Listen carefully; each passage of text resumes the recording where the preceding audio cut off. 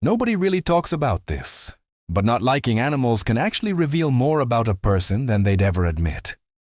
Sometimes it's not just a matter of taste.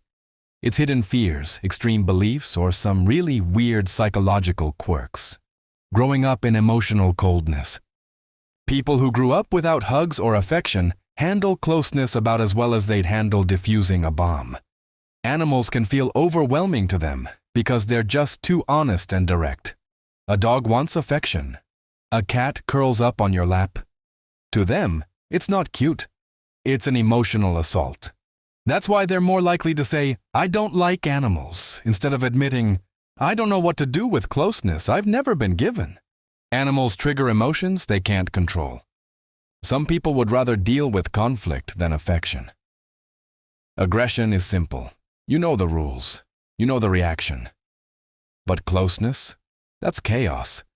An animal looks you in the eyes, licks your hand, wants attention, and suddenly someone who's spent their life keeping emotions on a leash is hit with feelings they can't handle. That's why they avoid animals. Not because of fur or smell, but because these creatures force everything they've hidden to the surface. High need for control. Some people have to control everything. Their movements, their emotions, their environment. Animals, they don't care. They do whatever they feel like, run wherever they want, react instinctively. For someone obsessed with control, it's a nightmare.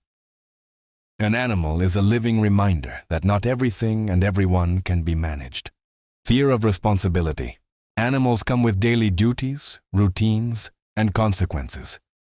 Some people panic at the thought that something depends on them every single day instead of when it's convenient. For those avoiding commitment, a pet isn't a cute companion. It's a symbol of responsibility they've been dodging for years. No exposure in childhood. Not everyone grows up with a dog or cat at home. For these people, animals aren't buddies or a source of joy. They're strangers to be ignored or kept at a distance. It's not hate, it's just a lack of a blueprint. Someone who's never experienced animal affection simply doesn't know how to connect with them. Negative experiences in childhood. Sometimes it only takes one bad memory. A dog that bit, a cat that scratched, or a traumatic situation with an animal at home. For some people, the brain instantly records animal danger. And adulthood doesn't change that. Disliking animals isn't a choice. It's a defense mechanism to avoid reliving old pain. Heightened sensitivity to stimuli. For some people, the world is already loud, chaotic, and overwhelming. Animals just add to the overload.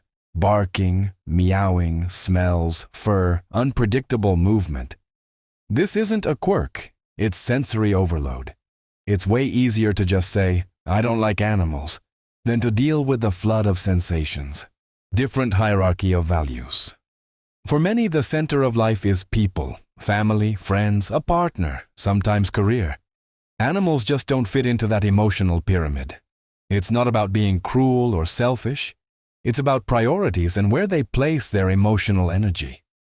In this case, disliking animals isn't a lack of empathy. It's just a natural outcome of their internal hierarchy. There's simply no room for animals in their emotional world. Animals as competition for attention. Some people fear that an animal is stealing the attention they should be getting from loved ones. It's not about hating the pet. It's a worry about losing their place in someone's life. A dog coming for pets, a cat cuddling up to a partner. For someone with this fear, it sends a signal. If someone loves this animal, maybe they love me less.